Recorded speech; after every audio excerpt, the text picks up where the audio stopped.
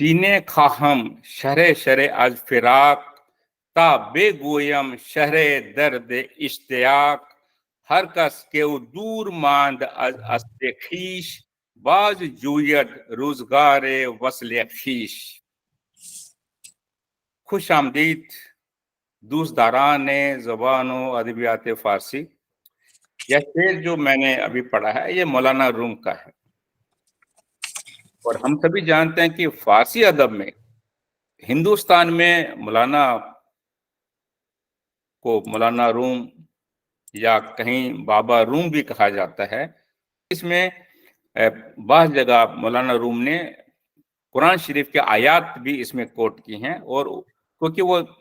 عربی زبان میں ہیں اور ان کو سمجھنے کے لیے ایک تشریح کی ضرورت ہوتی ہے، تو ہندوستان کے فارسی زبان کے دانش مندوں نے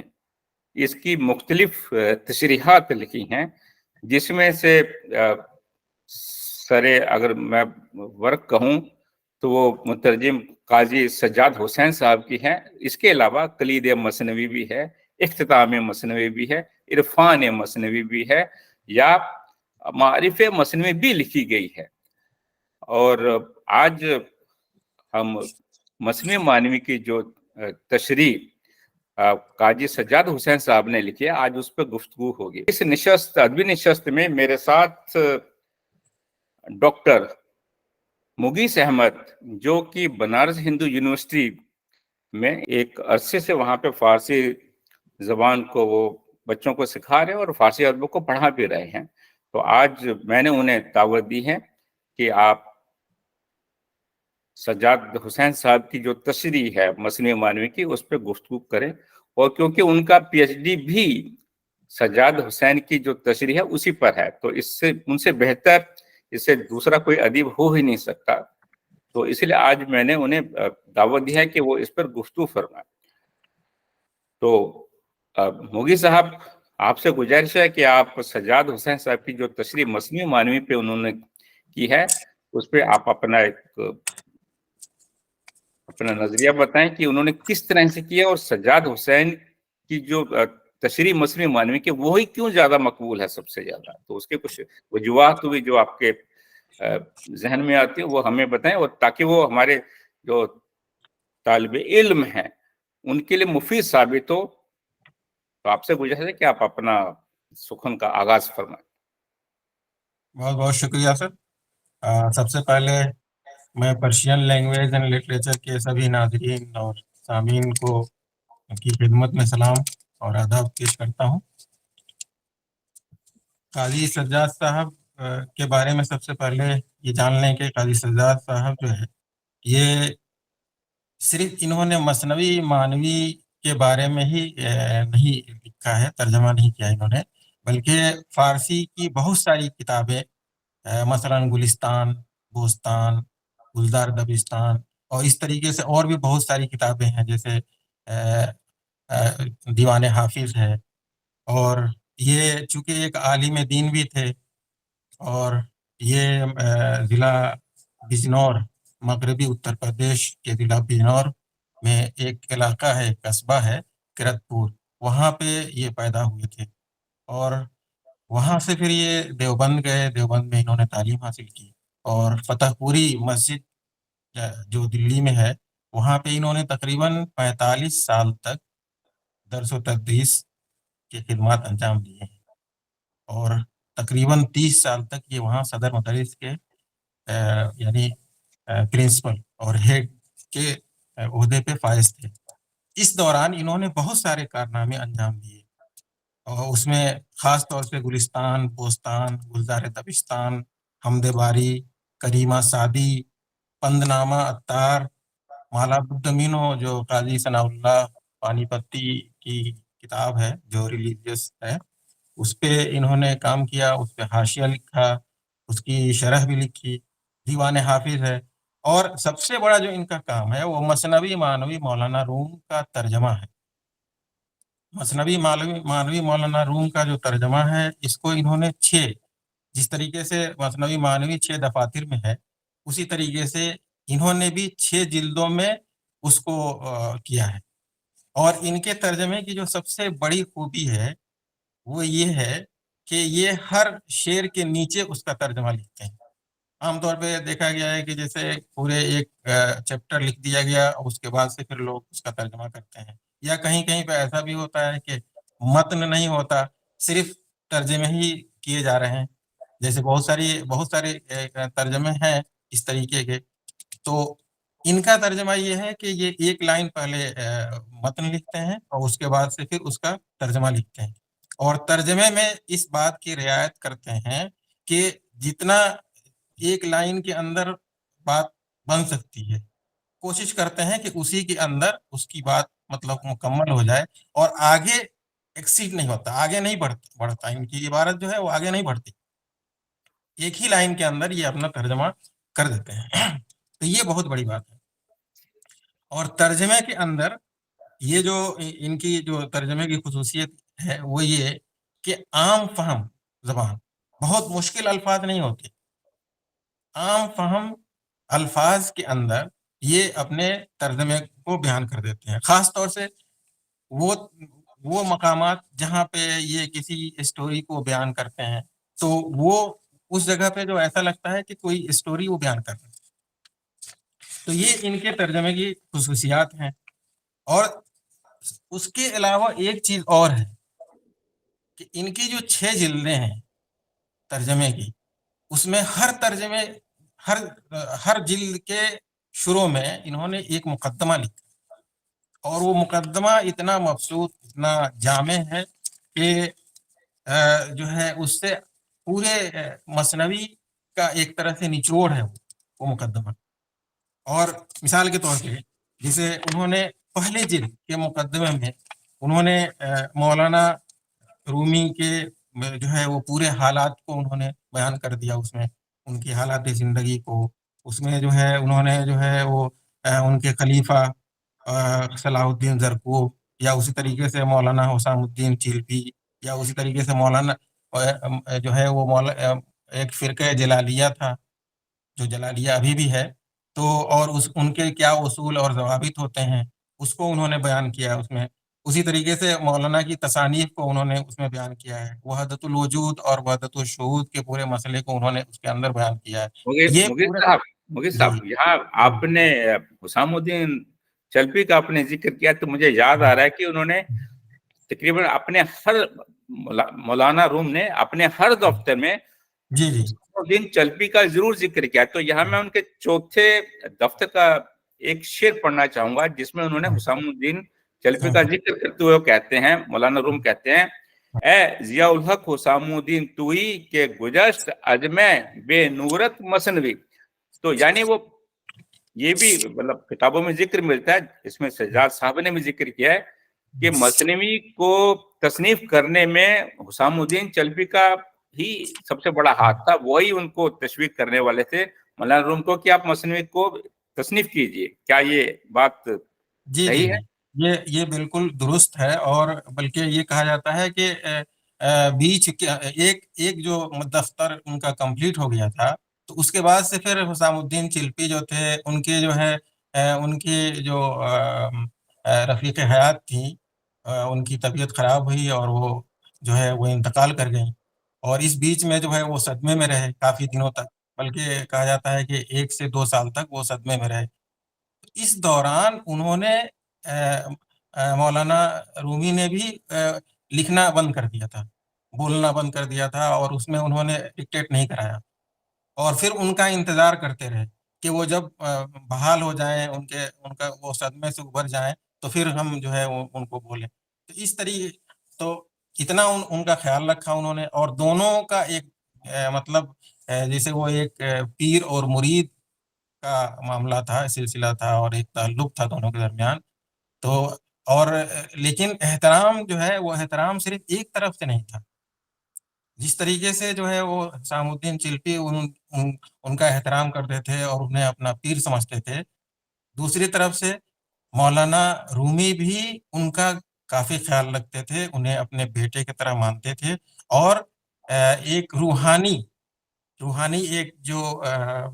شاگرد کہہ سکتے ہیں، روحانی شاگرد کے طور پہ ان کا احترام کرتے تھے. اور یہ احترام ہی کا نتیجہ تھا کہ انہوں نے 2 سال تک التوا میں رکھا اور ان کے جو ہے وہ صدمے سے ابھرنے کا انتظار کیا، اور وہ جب بحال ہو گئے، انہوں نے سب وہ بالکل وہ ہو گئے، آمادہ ہو گئے، تب انہوں نے پھر دوبارہ سے اس کو شروع کیا، اور اس میں انہوں نے باضابطہ لکھا بھی ہے۔ جب وہ دوسرے جو ہے وہ مثنوی کے دوسرے جو دفتر کا آغاز کرتے ہیں، تو اس میں پہلا جو شعر ہے، اس پہلے شعر کے اندر ہی انہوں نے اس بات کا اعتراف کر دیا ہے، اور اس میں جسے وہ یہ شعر کہتے ہیں، دفتر کا جو پہلا شعر ہے، اس کے اندر انہوں نے اعتراف کیا ہے کہ مدتی ان مثنوی تاخیر شد، مہلتی باعث تاخن شیر شد، کہ اس کے جو ہے جو یہ تاخیر ہوئی ہے، اس تاخیر کو انہوں نے اس کی وجہ بھی بتا دی کہ ایک مدت تک اس مثنوی میں تاخیر ہوئی، مہلت درکار ہے تاکہ خون دودھ بنے۔ جس طریقے سے خون کے دودھ بننے کے اندر جو ہے وہ ایک مہلت درکار ہوتی ہے، اسی طریقے سے اس کے اندر بھی ایک جو تاخیر ہوئی ہے اس کی ایک وجہ بتا رہے ہیں۔ تو مولانا قاضی سجاد حسین نے پہلے جلد میں، اپنے پہلے دفتر میں، پہلے جلد میں جو ہے ان سبھی شخصیات کا انہوں نے تعارف کرایا ہے، بڑے تفصیل سے انہوں نے تعارف کرایا ہے۔ اسی طریقے سے کچھ اصطلاحات ہیں، جیسے وحدت الوجود ہے، وحدت الشہود ہے، اس کا تذکرہ انہوں نے کیا ہے، اور اسی طریقے سے کچھ اور بھی تصوف کی اصطلاحات ہیں، جیسے صوفیہ میں ایک ابن الوقت ہوتا ہے، تو ابن الوقت کون ہوتا ہے، کسے کہتے ہیں؟ ابو الوقت کون ہوتا ہے؟ ابدال کسے کہتے ہیں؟ رجبی کون ہوتے ہیں؟ اسی طریقے سے عالم صحو، عالم مثال، عالم امر، عالم روح، واصل بحق، یہ سب ساری اصطلاحات ہیں صوفیہ کے۔ ان سبھی اصطلاحات کو انہوں نے اجمالاً اپنے مقدمہ کے اندر بیان کیا ہے۔ اسی طریقے سے دوسرے مقدمے میں، دوسری جلد کے مقدمے کے اندر بھی انہوں نے بہت ساری چیزیں بیان کی ہیں۔ پہلے دفتر کے اندر انہوں نے اپنے انہوں نے جو ترجمہ کیا ہے، تو ترجمے میں کن کن تراجم کو بنیاد بنایا ہے، اس کا بھی انہوں نے حوالہ دیا ہے۔ جیسے کلید مثنوی، مولانا اشرف علی تھانوی کی کلید مثنوی ہے، تو اس کا انہوں نے حوالہ دیا ہے۔ اسی طریقے سے مولانا محمد نذیر عرشی کی جو شرح ہے، ترجمہ بھی ہے اور شرح بھی ہے، جس کا نام مفتاح العلوم ہے، تو اس سے بھی انہوں نے استفادہ کیا ہے اور اس کا انہوں نے نام لیا ہے۔ مولانا کے جو ہے جو ملفوظات ہیں، ملفوظات فیہ ما فیہ جس کا نام ہے، وہ ان کے حوالے میں شامل رہا ہے۔ حکمت رومی اور تشبیہات رومی جو خلیفہ عبد الحکیم کی کتابیں ہیں، وہ اس کا انہوں نے حوالہ دیا ہے۔ سوانح مولانا روم، مولانا علامہ شبلی نعمانی، اس کا انہوں نے حوالہ دیا ہے۔ نقد اقبال، یہ مہکش اکبر آبادی کی کتاب ہے۔ یہ سب کتابیں ہیں جس کا انہوں نے حوالہ دیا ہے کہ ان کتابوں سے انہوں نے استفادہ کیا ہے، اس سے انہوں نے استفادہ کر کے اور پھر اپنے ترجمے کو اور جو ان کا مقدمہ ہے، جو مبسوط مقدمہ ہے، اس میں انہوں نے شامل کیا ہے۔ اسی طریقے سے قاضی سجاد صاحب نے اپنے تیسری جلد کے مقدمے کے اندر بھی بہت ساری تصوف کے اصطلاحات کو انہوں نے بیان کیا ہے، جیسے حیرت ہے، رضا ہے، ابدال ہے، مستور الحال ہے، الہام ہے، تناسخ ہے، جسم مثالی، اس طرح کی بہت ساری اصطلاحات کو انہوں نے بیان کیا ہے۔ کچھ جو واقعات ہیں، جو کیا کہتے ہیں، جو واقع ہوئے حضور صلی اللہ علیہ وسلم کے زمانے میں، پیغمبر اسلام کے زمانے میں، یا اس کے بعد کے زمانے میں، جیسے صلح حدیبیہ کا ذکر بھی قرآن کے اندر بھی بہت ساری جو ہے آیتیں ہیں جس کی تفسیر جو ہے وہ ان واقعات سے جڑی ہوئی ہے۔ تو اس طرح کے واقعات کا بھی انہوں نے تذکرہ کیا ہے اپنے مقدمے کے اندر، جیسے صلح حدیبیہ کا ذکر کیا ہے، بنی نذیر، بنی قریظہ، بلال بن رباح، طالوت کا ذکر کیا ہے، حضرت مریم، اہل سبا، حضرت انس، میدان تیہ جو ہے تو موسیٰ علیہ السلام کے زمانے میں ایک واقعہ ہوا تھا، ویس کرنی، اسی طریقے سے ابو لہب پہ تو باضابطہ ایک پوری صورت بھی ہے قرآن میں۔ تو اس طریقے کی اور فرعون، موسیٰ، تو یہ جو ہے اس طرح کے واقعات کا بھی انہوں نے ذکر کیا ہے،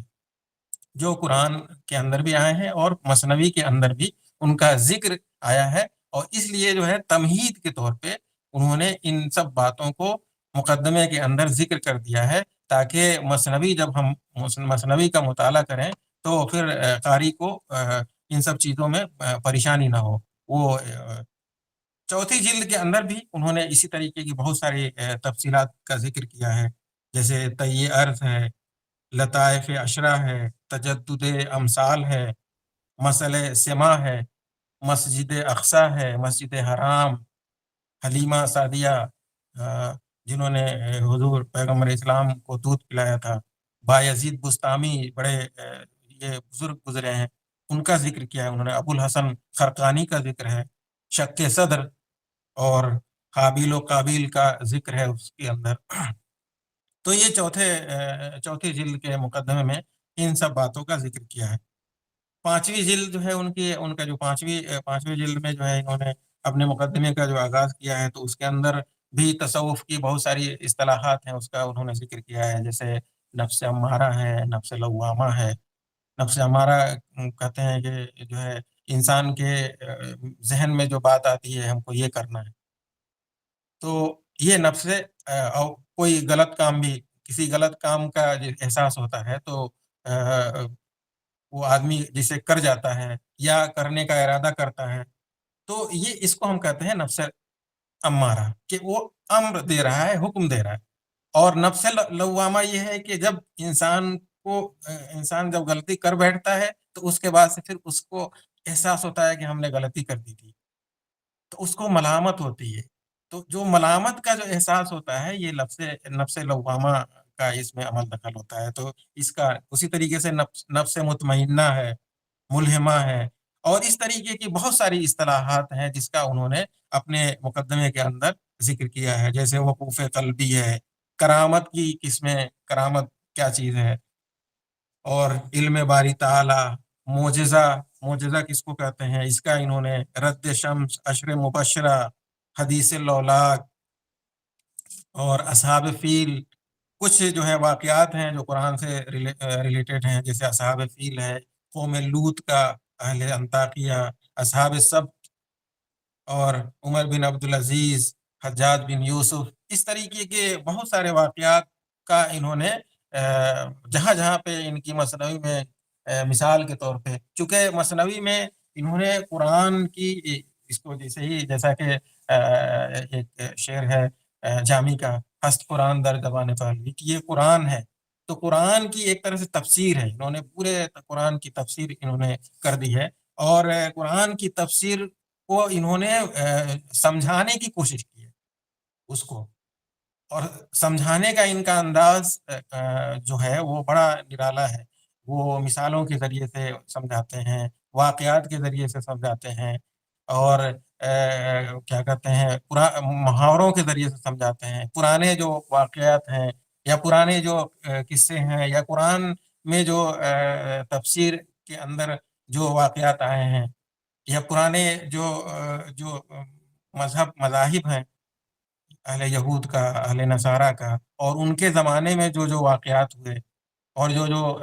مشہور واقعات ہیں، ان سے جو ہے وہ سمجھانے کی کوشش کرتے ہیں۔ تو یہ ساری چیزیں ہیں۔ اسی طریقے سے چھٹی جلد کے اندر بھی چھٹی جلد کا جو مقدمہ ہے یہ بھی کافی جامع ہے، اور کافی تفصیل سے انہوں نے اس میں لکھا ہے، اور اس کے اندر جو ہے توحید فی ذات ہے، توحید فی صفات ہے، توحید فی الافعال ہے، مراقبہ اور عروج و نجول، اس طریقے کی بہت ساری اصطلاحات ہیں جس کا انہوں نے اپنے مقدمے کے اندر اس کا ذکر کیا ہے۔ ابو طالب مکی، اصحاب ایکا، زرتشت، امرؤ القیس کا نام جو ہے بڑا مشہور ہے، جس کو ہم مجنو بھی کہتے ہیں، کہ خسرو، صفورہ، اس طریقے کے بہت سارے جو ہے وہ واقعات ہیں اور جو شخصیات ہیں ان کا انہوں نے تفصیل سے اور کچھ اختصار سے اس طریقے سے انہوں نے اس کا ذکر کیا ہے۔ جہاں تک ترجمے کی بات ہے قاضی صفدر صاحب، یہ تو ان کا مقدمہ ہے جس میں انہوں نے ان سب باتوں کا جو تمہیدی چیزیں تھی ترجمے سے ریلیٹڈ، کہ ہم آگے جا کر کے ان سب چیزوں کو پڑھیں تو سمجھ لیں، ترجمے میں دشواری نہ ہو ترجمے کو سمجھنے میں۔ ترجمے کی جہاں تک بات ہے کہ ترجمہ قاضی صاحب نے اس طرح کا کیا ہے، تو شروع میں جیسے کچھ چیزیں کی طرف اشارہ کیا گیا۔ قاضی صاحب کا ترجمہ جو ہے وہ ترجمہ جو کرتے ہیں تو وہ اس کو بہت ان کا جیسے مفتاح العلوم کا جو ترجمہ ہے، نذیر عرشی کا جو ترجمہ ہے، تو اس کے اندر لمبے لمبے جو ہے وہ ہیں، انڈر کوسین ہے، انڈر بریکٹ انہوں نے مطلب یہ بہت تشریح کر دیا ہے۔ تو ان کا ترجمہ بڑا مطلب حالانکہ جامع ہے ان کا ترجمہ، اور قاضی سجاد صاحب نے ان کے ترجمے سے بہت حد تک استفادہ کیا ہے، لیکن اس میں انہوں نے اپنی ادبیت اور اپنا رنگ انہوں نے بھرا ہے۔ قاضی سجاد صاحب کا جو کمال ہے وہ یہ کہ انہوں نے اپنا رنگ بھرا ہے، اپنے ادبیت کو انہوں نے اس میں شامل کیا ہے، اور اختصار کے ساتھ جو ہے اس کو جامع بنانے کی کوشش کی ہے۔ کچھ جگہوں پہ جی مغی صاحب، یہاں میرے ذہن میں ایک سوال آ رہا ہے۔ جی آپ نے ان کے 6 جو جلدوں کا آپ نے ذکر کیا، لیکن جی جی سجاد صاحب میں 7ویں جلد کا بھی ذکر کرتے ہیں کہ مولانا روم نے 7ویں جلد بھی ترتیب دی تھی، تو اس کے بارے میں آپ کیا کہیں گے؟ اس کے بارے میں سجاد صاحب کچھ زیادہ صرف یہ اطلاع دیتے ہیں کہ انہوں نے 7ویں جلد مولانا نے ترتیب دی تھی، لیکن وہ ہمیں تو 6 جلدیں ہی ملتی ہیں، اس کی کیا وجہ ہے؟ چھ جلد کے اندر بھی اختلاف ہے۔ یہ کہا جاتا ہے کہ جو 6ٹھی جلد تھی وہ بھی کمپلیٹ نہیں ہو سکی تھی، لیکن جو ہے وہ جو ہے یہ جو انہوں نے جو 6ٹھی جلد میں ان سب باتوں کا بڑا تفصیل سے ذکر کیا ہے۔ 6ٹھی جلد کے مقدمے کے اندر جو ہے قاضی سجاد صاحب نے اس اختلاف کو بھی بڑا واضح طریقے سے بیان کر دیا ہے کہ 6ٹھی جلد جو ہے وہ اگرچہ وہاں پہ مطلب حضرت کیا کہتے ہیں مولانا رومی نے اس کو کمپلیٹ نہیں کیا تھا، لیکن بلکہ ان کی ایک پیشین گوئی تھی، پریڈکشن کیا تھا انہوں نے کہ یہ کوئی نہ کوئی جو میرے جذبات کو سمجھ رہا ہوگا، یا جس کے اندر میرے محبت کی آگ تڑپ کی چنگاری ہوگی، وہ اس کو کمپلیٹ کرے گا، اور اس کو اس آگ کی طرف، اس آگ کی چنگاری یا اس آگ کی جو لو کن کن لوگوں کے اندر تھی، یہ اس کے بارے میں بھی بہت سارے لوگوں نے کوشش کی۔ مفتی الہی بخش، یہ ان کے بارے میں آتا ہے کہ انہوں نے کوشش کی تھی، اور انہوں نے بھی چھٹا جو ہے وہ دفتر مکمل کیا تھا۔ اس کے بعد اس سے پہلے بھی محمد اسماعیل انکروی جو تھے، انہوں نے بھی جو ہے اس کو کمپلیٹ کرنے کی کوشش کی، اور بھی بہت سارے لوگ ہیں جنہوں نے اس کو کمپلیٹ کرنے کی کوشش کی۔ خود جو ہے مولانا اشرف علی تھانوی، جنہوں نے کلید مثنوی لکھی ہے، انہوں نے بھی 6ٹھی جلد کو مکمل کرنے کی کوشش کی ہے۔ تو اس طریقے سے 6ٹھی جلد، بلکہ اسماعیل انقروی جو ہیں، جنہوں نے وہ تو کہتے ہیں کہ جو ہے وہ مولانا رومی نے نہ صرف 6ٹھی جلد کو مکمل کیا، بلکہ 6ٹھے دفتر کو کیا، بلکہ 7ویں دفتر کو بھی انہوں نے لکھا، اور انہوں نے بہت سارے حوالے دیے ہیں اس میں۔ تو یہ اختلاف بھی ہے، اور جہاں تک 6ٹھے دفتر کی بات ہے کہ وہ کمپلیٹ نہیں ہوئی، اور اس میں جو ہے وہ جو ان کا جو شعر ہے اس میں انہوں نے یہی کہا ہے کہ اس میں اس کا مفہوم یہ ہے کہ جس کے اندر میری جو تڑپ ہوگی، یا میرے روحانیت کی جس کے اندر بھی چنگاری جو ہے وہ سلگ رہی ہوگی، وہ ضرور اس کو کمپلیٹ کرے گا، اس کو۔ اور یہ ان کا پریڈکشن تھا، اور لوگوں نے کیا بھی اس کو۔ قاضی صاحب کے ترجمے کے اندر جیسے ہم کہتے ہیں کہ قاضی صاحب کا جو ترجمہ ہے، تو قاضی صاحب کا ترجمہ کچھ جگہوں پہ بات قاضی صاحب کے ترجمے کی چل رہی ہے، تو قاضی صاحب کے ترجمے میں کچھ چیزیں ہیں، جیسے کچھ جگہوں پہ وہ ترجمہ جو کرتے ہیں تو بڑا سلیس اور بہت وہ لگتا ہے، اور جسے اسٹوری کچھ بیان کرتے ہیں تو لگتا ہے کہ کوئی اسٹوری ہی بیان کر رہے ہیں، اور اس میں کہیں پہ کوئی جو ہے وہ نہیں ہوتا، انقطاع نہیں ہوتا، تسلسل برقرار رہتا ہے۔ لیکن کچھ جگہوں پہ وہ وہ جو ہے وہ ایک ہم اس کو کہہ سکتے ہیں کہ علاقائیت، یا جیسے جہاں پہ انسان رہتا ہے اور جس جگہ پہ وہ جس بدوباش میں وہ زندگی گزار رہا ہے تو اس کا اثر دکھتا ہے. تو اس طریقے سے قاضی صاحب کے ترجمے میں بھی وہ بات دکھائی دیتی ہے. کہیں کہیں پہ جو ہے وہ قاضی صاحب کا ترجمہ جو ہے وہ مفہوم کی بہتر ترسیل نہیں کر پاتا ہے، ایسا بھی ہے. جیسے قاضی صاحب نے کچھ جگہوں پہ اس کو میں نے انڈیکیٹ بھی کیا تھا. جیسے ایک جگہ پہ وہ یہ کہتے ہیں کہ ایک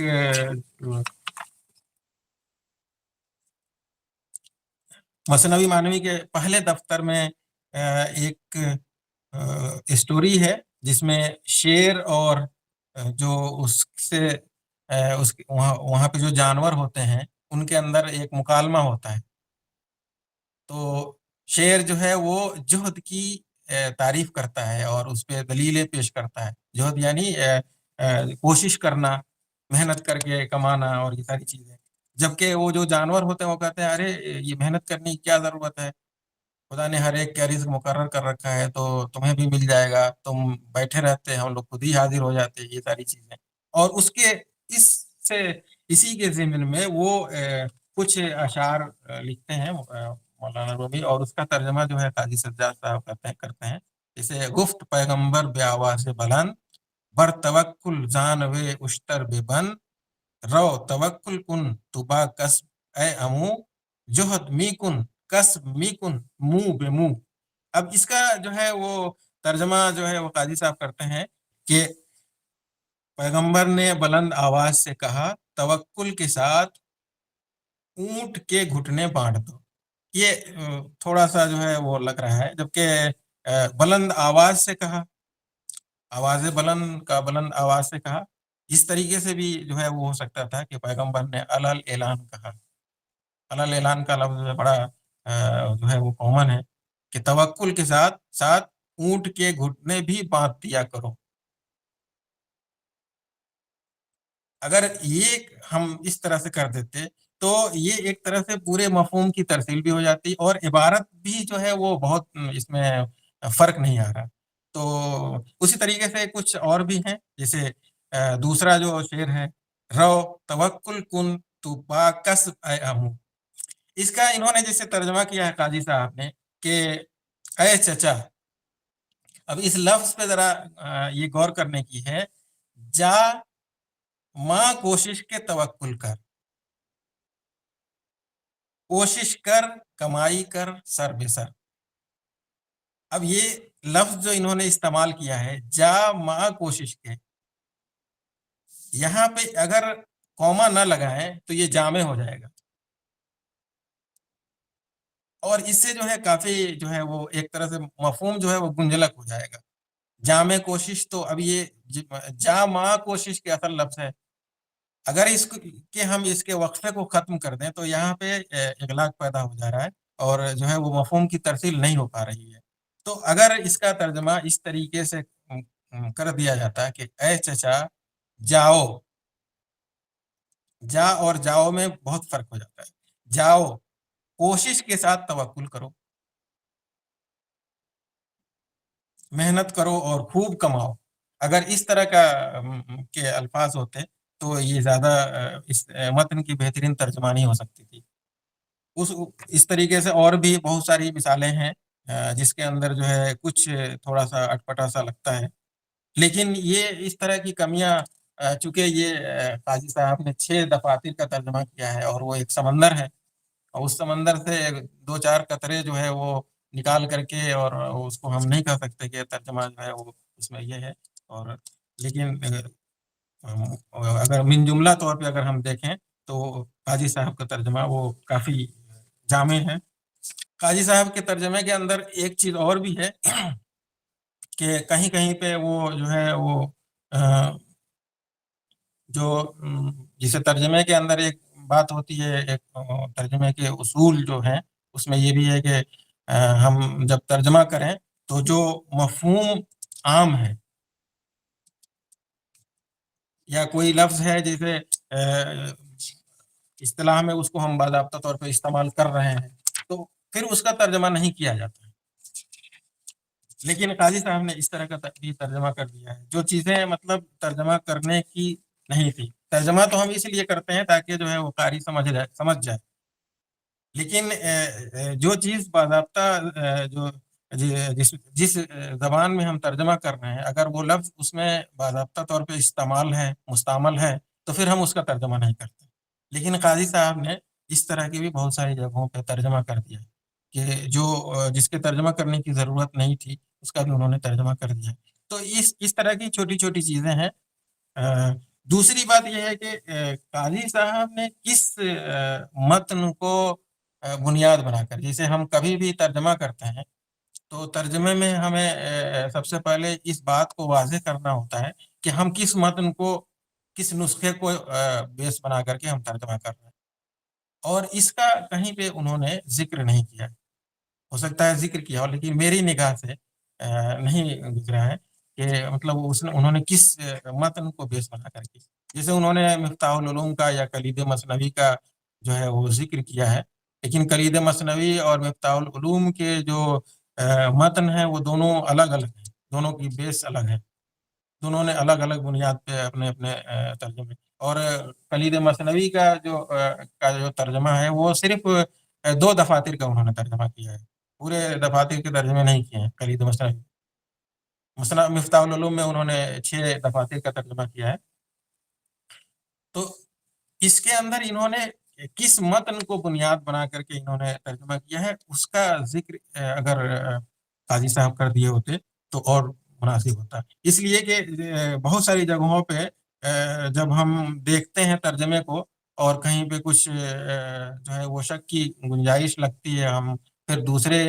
متن سے جب ملاتے ہیں تو وہاں پہ وہ نہیں ہو پاتا، ملتا نہیں ہے. دوسری جگہوں پہ وہ کچھ اشعار نہیں ملتے یا کچھ الفاظ جو ہے وہ الگ سے دکھائی دیتے ہیں. تو اگر یہ واضح کرتے قاضی صاحب کہ وہ کس متن کو بیس بنا رہے ہیں تو یہ بھی اچھا رہتا. یہ آپ نے